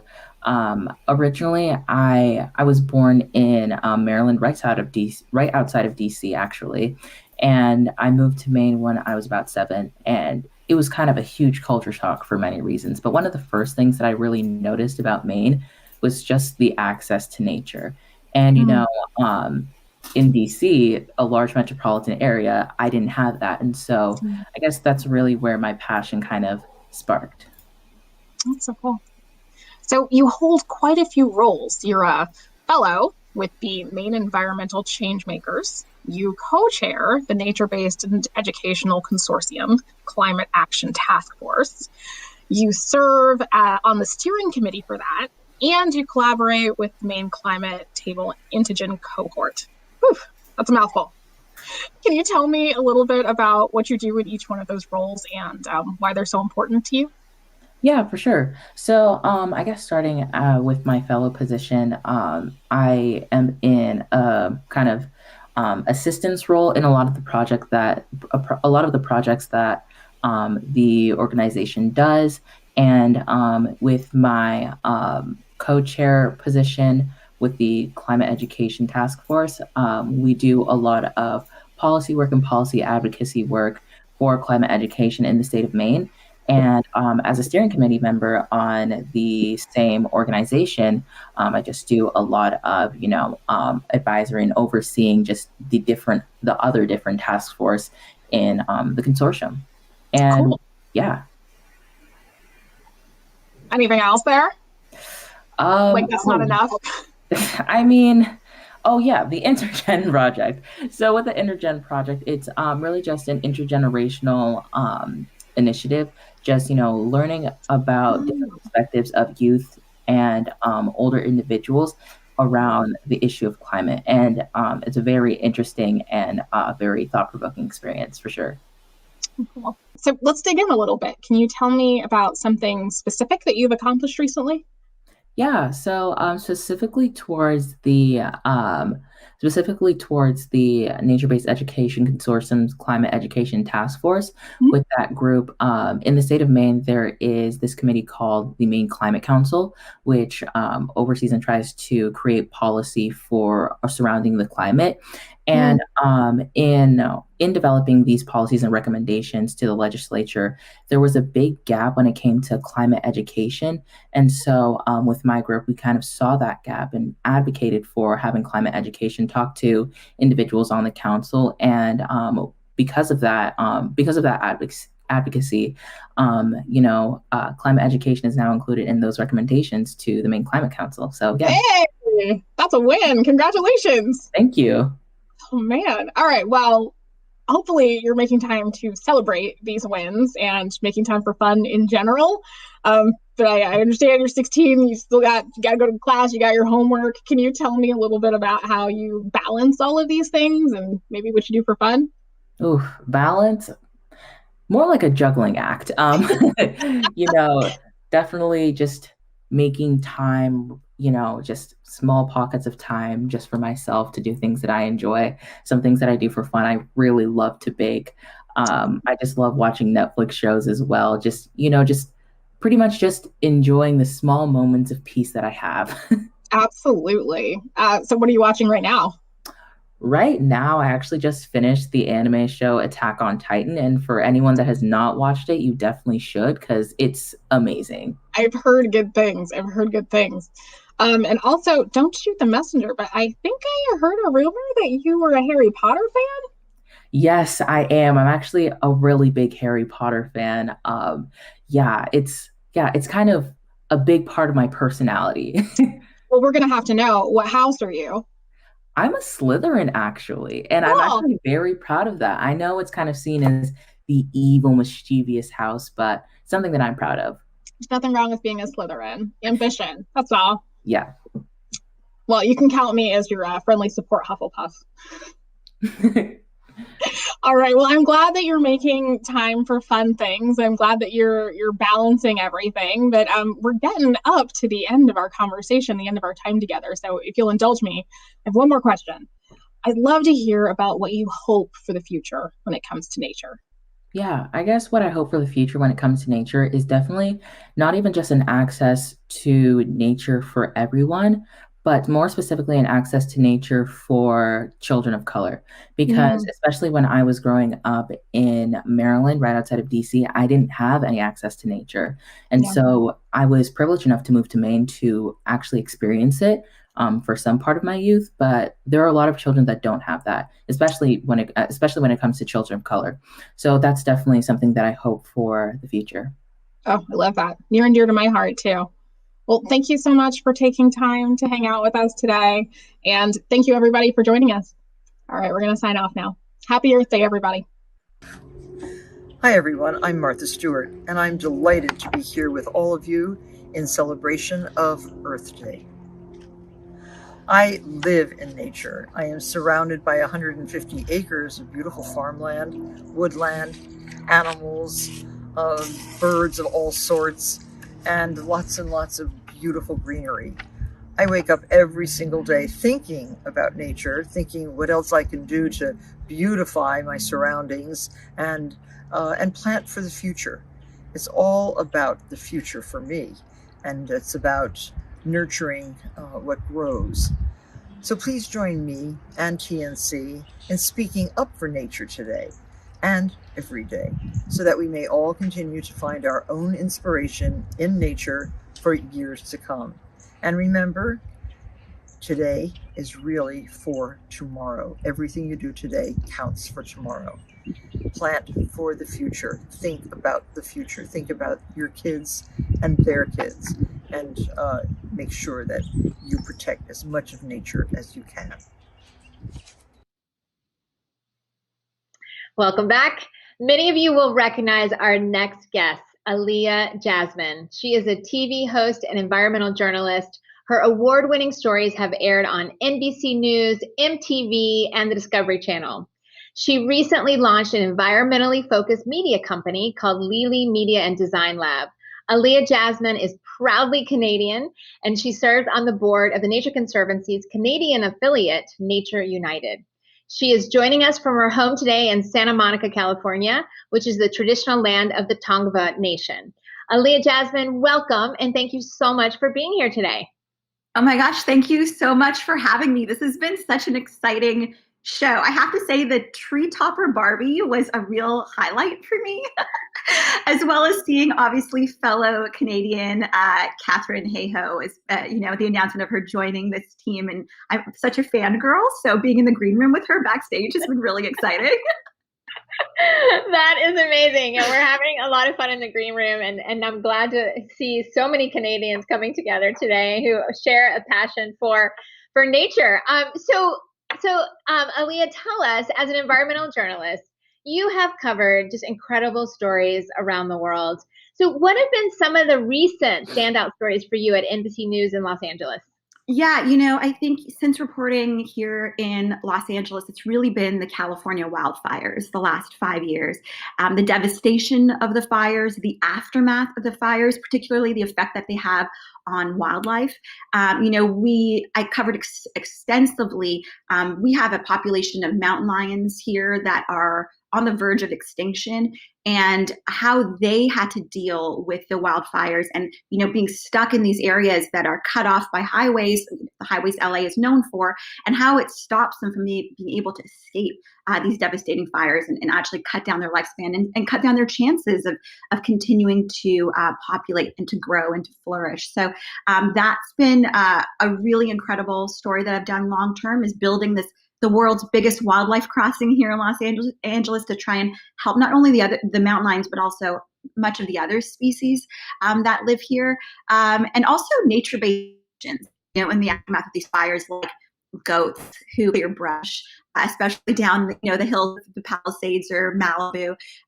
Some really incredible stories, some sad and some quite uplifting, and particularly I think a lot of the stories that I've really enjoyed around the environmental coverage here in LA is also the ones that bring in a social justice element. Things like tree canopy cover, which I think in the world of science and environmental circles is very well known, but to the masses is probably not as well known that something can cover really can impact different socioeconomic pockets in different ways. The idea of having shade or how it affects asthma rates. I mean, the difference between Beverly Hills and Compton with tree canopy cover. These type of stories are really interesting to me, and it also, I think what it really did for me is inspire me to launch. You mentioned my environmentally focused production company that launched during this pandemic. It's called Lily Media and Design, and the idea behind it was to really focus on stories that decolonize the history of our natural landscapes and bring these stories of environmental justice to a mainstream audience that maybe don't know it or that need it simplified so they can understand. And my co-founder is an architect, an urban designer, a landscape historian from Harvard University. And so this is a really huge, important focus of me to really bring these stories that have to do with both environmentalism, but also social justice together, and then simplify them in a broad way for a mainstream audience. Fantastic. It's amazing. And I think that's such a critical topic that we're dealing with now and talking about now, and how the Nature Conservancy is really trying to do what we can to lean into that aspect of our work. I'd love to hear a little bit more about that, and maybe you could share with us a story that you worked on with the Nature Conservancy, actually in the Great Bear Rainforest. Tell us a little bit about that experience and how you came to report on that story. So the Great Bear Rainforest, I've done many stories there and a documentary there. I've gone back a few times. It is, when you talk about a spiritual experience, being in the Great Bear Rainforest for me was the most spiritual experience I've ever had, personally and professionally. It was an experience like no other. And it's like that every time I go back. The Great Bear Rainforest, for those who may not know it, is home to many First Nations who have stewarded their coastal rainforest for thousands of years. It's part of the largest coastal temperate rainforest on Earth, spans something like 100 million acres, but it's also home to whales, wolves, grizzly bears, and the world's only spirit bear, which is a subspecies of black bear with pure white fur. But it's also rich in salmon streams. And when I went up there, I did not think that salmon was a story, right? I was like, my first time going up there, I think was in 2005 or something. And I'm like, why do we care about the fish? Like, and it actually was an unbelievable experience. So I'll tell you very quickly, our guide was from a local indigenous community whose ancestors had stewarded that land for generations and generations. And he brought us through, I was lucky enough to be the first salmon run. And so he brought us through this dense rainforest, and he actually like macheted parts of it through, because there was access, but it was where the bears walk. So it was kind of like from the waist down, and anything from the waist up could not go through. So he made the holes a little bit bigger so we could continue walking in the bears' footsteps. And what we saw was incredible. So you just saw, dead salmon everywhere. And if you look at the individual, and the salmon are huge, and if you look at these individual salmon, what you would see was that they were missing the part of their bodies where the eggs were, and that's because that's what the bears ate. And then they were missing their brains, and that's because that's what the wolves ate. And the rest of them all picked apart, all the meat from the eagles.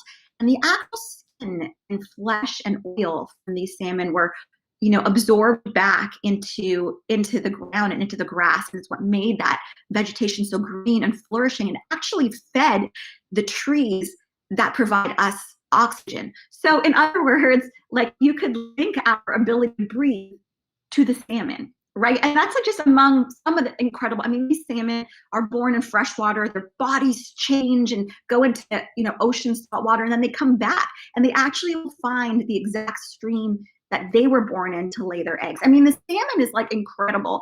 And so I loved being in the Great Barrier Rainforest. I could talk about it and I'm sorry if you've had like actual salmon people on. I don't know if you've had salmon experts on before me. I don't mean to steal anyone's thunder, but I am like obsessed with the nature and the salmon in this area. And so I think one of the things that struck me about going up there and doing that story was this idea that it's not just about saving the trees or saving the spirit bears, but really this ecosystem, right? The fact that everything depends on each other. You take away that salmon and the whole thing falls apart. Or, that the need for that ecosystem that many of us don't even realize is there. And so when I started realizing that and that need to protect it, I was so excited years later to find out about the Nature Conservancy's collaboration with local partners in coastal BC, which resulted in the Great Bear Rainforest Agreement, which I believe was signed in 2016, about 10 years after I had first gone there. But for those watching who don't know about this, this was a huge, huge deal in Canada. It was signed between 26 First Nations and the British Columbian government. And what it does is it permanently conserved 19 million acres of Pacific coast between Vancouver Island and Southeast Alaska. And so that was really exciting to me. And more than that was the idea that Nature United, the Nature Conservancy's Canadian chapter, was really going to prioritize Indigenous rights and authority of all of their work in this area. I was there firsthand. I saw how this area operates and what it needs to survive, and we cannot do that work without the people who have been stewarding that land for thousands of years. So the fact that Nature United had such a big MO to honor the indigenous rights and authority at the heart of the conservation there was something I was very excited about. And so when I was asked to join the board of directors, I jumped at it.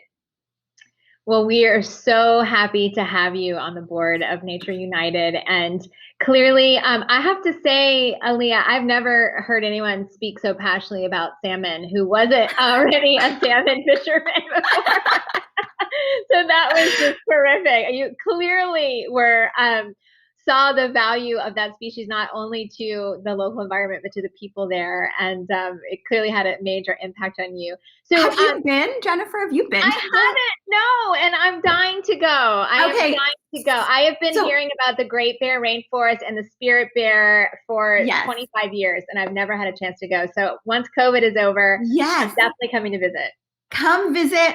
Please have me bring you around. I will help you get as excited as I am about the salmon. But it really is. If you need any travel tips, let me know. But I can't wait for you to come up to Canada and visit. Absolutely. I think Catherine is just saying that she would like to join us. So we've got a girls trip in the making. So it sounds fantastic. Oh my God, my dream girls trip. I just literally got super sweaty. This is very exciting for me. Well, we have to go fishing. I love to fly fish. And so we'll have to definitely do that too. So Aaliyah, this is just amazing. And thanks for sharing those stories. I'd love to hear a little bit about, tell us a little bit about what inspires you most on this Earth Day. You've talked so deeply about Great Bear and the work that the Nature Conservancy is doing with your help in Canada. But tell us something else. What inspires you most this Earth Day? I think what inspires me most this Earth Day is speak up for nature. I truly believe that dialogue changes the world. It's what I've led my entire career by. I've seen it firsthand. I was in South Sudan after a civil war, and I saw how little communities of teenage girls were using the power of their voices to try and educate their communities about different issues. And I truly believe that we've seen that in the last year during this pandemic with social justice uprisings and being able to see what the power of our voices can do. And when you think back about when Earth Day was founded 51 years ago, and you think about in 1990 when the entire globe on Earth Day spoke up at the same time, this was before social media existed. Think about rallying. Now that we have the power of social media, the idea to really use our voices for important things and to also remember to bring in this really important aspect of environmental racism, which I as the environmental community, it's important for us to acknowledge that at the beginning of this movement, the Green Movement was predominantly a white movement. And so it's really important to be able to bring in the inclusion of groups that were left out, Black and Brown communities that were left out, who are often the most impacted. So for me, it's using our voices to say that. And I'd also like to add that I really think that another really important thing about this Earth Day is the idea of nature-based solutions. I think that's really important. And I think it should really be noted that the Nature Conservancy and, Nature United in Canada are really leading the way on that. And I don't have to tell you about this, but I feel like maybe it's not spoken about enough. So I'll just, if you don't mind me taking 1 minute, I am very passionate about this. And I think that, for people who don't know, natural climate solutions are strategies that actually use the power of nature to reduce greenhouse gas emissions. And they do that in 3 ways. One, protecting, managing, and restoring, right? So protecting natural spaces that store greenhouse gases, managing land better to reduce those emissions, and then restoring nature's ability to sequester and store greenhouse gases. And you can really make communities healthier and safer, contributing to, clean water, air, food production, but also protecting against the stuff that I cover, protecting against wildfires, droughts, floodings, these things that I cover in my journalistic career. And something I think a lot of people take for granted is these nature-based solutions also provide recreational spaces for the average person to use. And you achieve these things by working with Indigenous communities and working with Black and Brown communities. And so, and working with what nature gave us, right? It's going back to the elements, the idea of things like sponge cities. And so I personally think that if we can hold those kind of incredible scientific studies that give us these great solutions as we move forward, I think that and use our voices to propel that, I think we're in for a bright future. Well, Aaliyah, that was just incredible, and I have to say that having been in the Nature Conservancy now for just under a year, you just put nature-based solutions so succinctly and beautifully that if you ever want a job, call me. Hey, listen, I'm gonna be on a megaphone. As you know, Nature United has teamed up with an incredible amount of scientists. I'm sure Katharine Hayhoe knows many of these Canadian scientists that are on board, and they're releasing a study, right? We're releasing a study through Nature United in the next little while that's going to actually give the Canadian government real ideas on how to implement ways to implement these ideas into real legislation. And I hope the Canadian government listens, but I am definitely going to be using my voice loudly so people know, because everyone should know. Yes, indeed. Thank you so much, Aaliyah. Really appreciate you being with us. That was fantastic. And we unfortunately have to move on. We're going to turn it back to fellow Canadian, Catherine. Catherine, back to you for our next guest. Thank you, Aaliyah. Thank you. I loved hearing about your experiences, of course, in British Columbia, and how nature can be such a meaningful and important part of our lives. I think we can all relate to those moments when we've been incredibly moved or inspired by being somewhere in nature, just like Aaliyah was with the Great Bear Rainforest. So I'm curious, if you're watching this live, what in nature inspires you the most? Put it in the comments. So for me, I love 2 things. I love forests and I love water. And I grew up sailing in the Great Lakes and also sailing around the Virgin Islands. I absolutely love to sail. It's one of my favorite places to be and one of my favorite things to do. And that relates directly to our next speaker. So we now have TV personality Danny Washington and the Nature Conservancy's U.S. Virgin Islands Coral Manager, Dr. Ashley Lillis.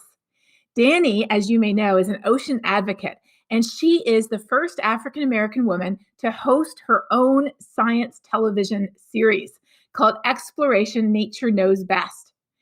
Ashley is leading the development of our Coral Innovation Hub, where they're doing cutting-edge work in helping corals reproduce even as waters get warmer and more acidic due to climate change. That is so cool. It has been such a pleasure to be with you here today, and I cannot wait to connect more as I step into the role of Chief Scientist for the Nature Conservancy. We have a lot of work to do, but I know that we can do it if we all work together. So happy Earth Day, everyone. And Danny, over to you. I'm joined today by Dr. Ashley Lillis, a marine ecologist and coral manager with the Nature Conservancy in the Caribbean. As an ocean advocate, I've been looking forward to this conversation with you, Dr. Lillis. Welcome. Thanks, Danny. I have very much been looking forward to talking to you as well.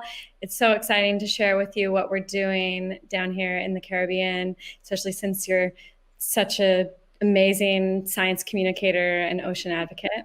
Thank you so much. Well, first, I'd love to hear about how you came into conservation and this line of work. I personally grew up in South Florida, and throughout my childhood, teenage years, the beach, the ocean have always held a big space in my heart. What about you? Right. Yeah. So I grew up in the prairies of Canada, which makes it a little less obvious as to how I came to have such a passion for the sea. But I actually did scuba dive for the first time ever when I was 14 in Florida on a vacation. And then just combined with my love for science and investigation and problem solving, I decided to study ocean science and become a marine scientist.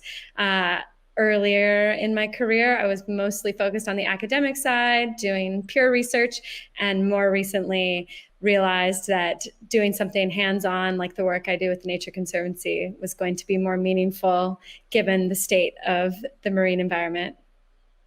Definitely. I think both of us share that background. I was certified as a scuba diver when I was like 17. So that was a great way to get started in marine science and learning about marine conservation. And I just love being underwater in general. Whenever I'm scuba diving, it's so peaceful and calm. Even just listening to yourself breathe through a regulator and all the sounds from the marine life around you, it's beautiful. That's it. You know, I spent several years as a PhD student, and beyond that, listening to the ocean. One of my projects was to examine the soundscape, the collection of sounds that reefs emanate from their fish and invertebrates, and connect that with their biodiversity and health. So I really liked this Speak Up for Nature theme because it made me think of, you know, all the listening to nature I've done and how nature can kind of speak for itself if we let it. Oh, absolutely. Nature is talking all the time. It's just up to us to listen. So the work that you're doing in the U.S. Virgin Islands with the Nature Conservancy, can you speak a little bit about that? Sure.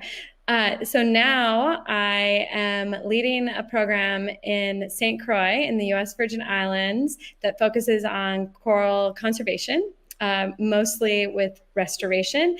And this has been something that has been done a lot here over the last 10 to 15 years, but now we're transitioning into what we're calling the Coral Innovation Hub. This is part research facility, part coral aquaculture facility, and it's really a mecca to integrate ideas and research and develop techniques to better restore and conserve coral reefs. I love it. I love the notion of an innovation hub. I mean, when you're leveraging science and technology, it's so critical in order to advance conservation. Can you share a little bit more about the groundbreaking work that you're doing in St. Croix? Yeah. And so this is exactly what attracted me to the project. Innovation, science, technology directly applied to something that we obviously both care about. And here in our innovation hub, not only can we grow coral, hopefully produce the material that we need to plant reefs, we also bring in scientists, partners, innovators, technology to get our work done. So we are working with people all the way from geneticists and coral microbiologists, people who study coral sex, people who do remote sensing and coastal engineering in order to address the problems that we're faced in restoring and preserving these really important marine habitats. Not only that, here in our Coral Innovation Hub, we're not just isolated. We're working with people across the Caribbean. TNC works in 17 Caribbean nations or territories. And so everything we do is connected, informed, and disseminated across the whole region. Well, Ashley, it's clear that you're doing a lot to protect our oceans and in turn speak up for nature. Thank you so much for this great dialogue and all the amazing things that you're doing for our planet. I hope those of you watching feel just as energized as I do to continue advocating for not just our ocean, but nature overall. Thanks again for your time and hard work. Great to see you, Ashley. You too. Hi, everyone. I'm Ashlyn Cousteau. And I'm Philippe Cousteau. We are journalists, authors, parents, and ocean explorers. So we are delighted to join forces with the Nature Conservancy to speak up for nature, specifically our ocean. And inspire others to take action for the planet as we do with our books, television series like Awesome Planet, and of course the work we do with young people through our nonprofit organization, Earth Echo International. Now, we all understand that we're facing a climate emergency and our ocean is taking the heat. It absorbs 90% of the heat and nearly 1/3 of the carbon dioxide from greenhouse gas emissions. And nearly every corner of the ocean has been touched by human impact or extraction. But the good news is that young people across the globe are speaking up for the ocean and recognizing that it is a powerful source of solutions for our climate crisis. They're leading the way towards a more sustainable and just future for all of us. We're excited to join them and the Nature Conservancy to speak up for nature on Earth Day. And every day. Well, friends, it's time for our final speaker today. And I am absolutely delighted to introduce one of the Nature Conservancy's own staff, Julie Robinson, the director of our Belize program. Julie leads a small but very mighty team of 5 people in Belize, and you will be absolutely blown away by the work this team does under her leadership. Their passion and commitment to community should serve as an inspiration to us all. Julie, welcome. Thank you, Jen. It's wonderful to be here. So great to have you here. Now, before we get started, I think we have some incredible news to announce which just happened in Belize. So we're going to start there. Can you tell us a little bit about the Maya Forest Project and what was just announced today? Well, first of all, let me say Happy Earth Day. This is just an amazing day. We just protected close to 236,000 acres of the Belize Maya Forest from deforestation. I mean, this is not only a huge win for TNC, it is a massive win for nature and a huge win for Belizeans as well, during a pandemic, no less.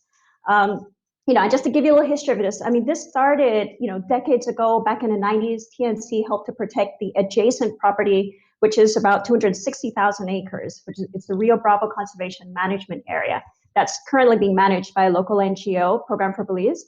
And combined, these two properties actually represent 9% of Belize's landmass. This area, it's core habitat for endangered and threatened species. It's home to all 5 cats that roam Central America and is a stronghold for the jaguar. And it is a tropical biodiversity hotspot, patchwork of forests, savanna, wetlands, hundreds of species of trees and birds, many of which migrate from North America. And this is really all part of a bigger puzzle piece within the 30+ million acre Selva Maya forest, which spans across Guatemala, Mexico, and Belize, and is the 2nd largest remaining tropical forest in Latin America. Well, actually in all of the Americas. So, it's amazing. It's super important for many reasons. It's important for climate. Nature is vital for us to solve the climate crisis. This forest holds vast amounts of carbon, and the protection of it will keep that carbon in nature. I think this represents sort of one of the most important natural solutions that we have in fighting against climate change. But also, it's not only about preserving nature. We're also preserving culture. Dotted throughout the site, there are sacred Mayan ceremonial sites. And there's also a series of interconnected cenotes that we call the sacred pools of Cara Blanca. These are places where, 1,000 years ago, Mayans would make pilgrimages, particularly during times of drought. And the area has, long been abandoned many hundreds of years ago. And the amazing thing is that this is right here in our home. And very few Belizeans know about this important part of our history, and even fewer get to see it. Not even I have had an opportunity to visit these pools as yet, which I hope to correct very, very soon, by the way. And, I just want to say that this was accomplished through a coalition of like over a dozen local and international partners. And I don't dare start to try and list who those partners are for fear of actually forgetting somebody. But it was really accomplished through a partnership where we purchased this property from a foreign company that was using it for sustainable logging. Going back, that cultural heritage has really been locked off for decades. The Mayan culture, we did not have access to that property. Now we are bringing it back to Belize for Belizeans. And, we've established this local nonprofit. It's called the Belize Maya Forest Trust that will manage and protect this property in perpetuity for the government and people of Belize. So it's really my hope that we'll be able to reconnect people back to these sacred cultural sites and manage a property in a way that benefits not only nature, but also our people. That is absolutely fantastic. Well, congratulations. I know that you and your team have worked so hard to get to this point and working very closely with the local communities and, of course, the local government and the national government of Belize to support this from happening. And as we know, this land was really under threat from complete conversion to farmland. That was the other buyer that was potentially looking at this land. So we're so happy that we were able to keep the forest standing for, as you say, the people of Belize. So tell us a little bit more about what that means culturally for Belizeans to have protected with the adjacent property, almost 9% of Belize. What does that mean? Tell us more. Well, Belizeans, we have a deep, deep connection with nature. We learned to value nature at a very young age. So our national anthem, which was, it was written in 1963, has multiple references to our natural heritage. So, it talks about nature has blessed thee with wealth untold, or mountains and valleys where prairies roll. It talks about coral isles and blue lagoon. I mean, it's indoctrinated. It is ingrained in us from a very, very early age. And we refer to Belize as the jewel. If you talk to any Belizean, you'll hear references to the jewel. You hear the jewel, we're talking about our country because we value it and we value our resources. But like, don't get me wrong, while there's this really, really strong connection, there's also a drive for development globally. There's a need to feed our people, and the continued impacts from climate change means that we still have a long road ahead. We still have a lot to do in order, to protect these resources and ensure that they're developed sustainably. And this is where my team comes in. And this is where that connection to nature and culture is deeply reflected. I would not be here talking to you today about this incredible win, the Belize Maya Forest, if it weren't for my very tiny but very mighty team of 5. This team, they were leading nationwide programs across the entire country, from working with communities, working with private sector, working with government on policy, and then also touching ground on what really matters, which is in the water and on land. And 2 of the great examples of these programs are in our fisheries and aquaculture programs. I have never had the privilege to work with such a dedicated bunch of people, a team who really believes deeply in our values and importance of partnership and community. And, like I mentioned earlier, as Belizeans, we have this strong connection. We're proud stewards of nature, but don't take my word for it. We have a short video that I think really brings this to life. Great.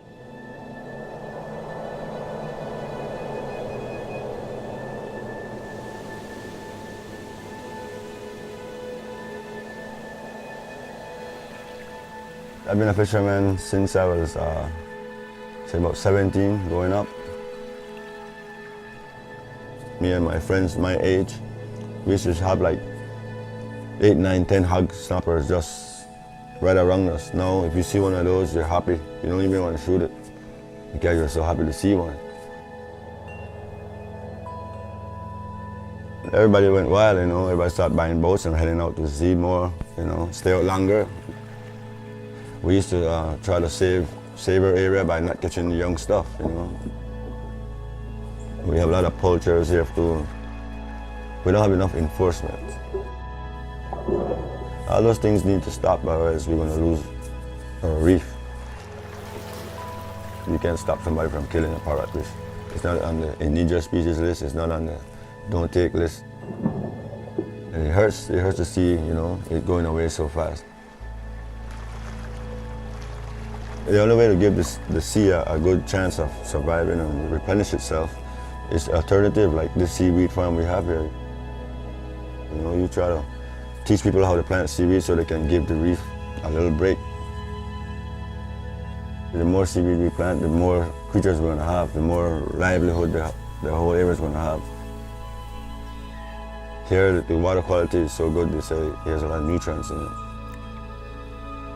We have some people take it out to the States and done some tests on it, and they say it's the best quality seaweed they ever saw worldwide. And so we said, you know, we need a little funds, and we asked TNC, you know, to the trust fund, and they gave us a little help, and we started getting on our feet. And help us with the ropes, the strings that we needed, you know, manpower. If we needed help, they push it towards us, you know. And whatever problem, you know, we have, we just ask them, and they were always willing to give us a hand.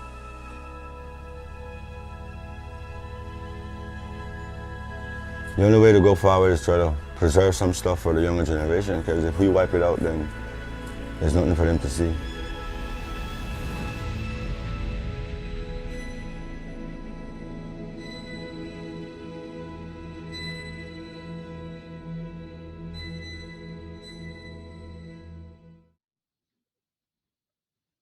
That was fantastic. So Julie, I can tell through our conversation how personally passionate you are and how proud you are of your team. So I want to ask you a personal question. What does it mean to you to be leading such an inspirational group of people in Belize right now? You know, Jen, I've dreamed of doing this type of work since I was 6 years old. At 6, I told everybody I wanted to be a zoologist. But I even went before I knew what a zoologist meant. I just knew that I had this passion for nature and wanting to save everything in and around it. You know, I grew up, rather than watching cartoons, I'm watching Jacques Cousteau, National Geographic, things like that. At 12, I became a member of the Belize Audubon Society. I was desperate to join their field trips, but I was too young. Later on, I volunteered, became an employee, and eventually became a board member. And my entire life, I have followed my dreams. You know, I've been working in conservation now for 25 years, and I can tell you that today, I could not be happier. My work, my team, my country, there's really just no other place I would rather be right now. And my ability to immerse my 11-year-old son in this space is really and truly inspirational and what keeps me going every single day. That is so wonderful. Julie, TNC is so lucky to have you. Thank you for your work, for your dedication, for the incredible news today, and for joining us on this Earth Day and really truly being an inspiration to us all. Thank you so much. Thank you. So, friends, we've come to the end of our program today, and I can't believe that 2 hours has gone by already. This was amazing. I want to thank all of our wonderful speakers and special guests.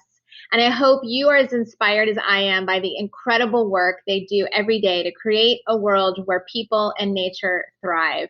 Their stories give me such hope for a brighter future. And thank you, everyone who joined in today, for joining us today. I hope that you're inspired today to speak up for nature. Your voice matters. You can vote. You can launch a sustainability project at your school, push your employer for more sustainable practices, reach out to your elected officials, talk to friends and family about climate change. The list goes on. And for more ideas of what you can do on this very important Earth Day and every day, please visit our website, nature.org. Again, thank you for joining us and happy Earth Day. We're so glad that you are part of our community. And I'd like to actually leave you with a quote, a favorite quote of mine from Margaret Mead. Never doubt that a small group of thoughtful, committed citizens can change the world. Indeed, it's the only thing that ever has. Thank you and happy Earth Day. Our individual voices are powerful, but not everything has a voice. We need to speak for those that can't, for those in trouble, for those in need. Let us be a voice to the voiceless, the caretakers our home deserves. Let us speak for the ones that have no lungs, but that fill ours with air. Let us shout from the mountaintops that quench our thirst. If there's one thing we've learned, it's that when we all come together, the sky is the limit. It's time to speak up for nature.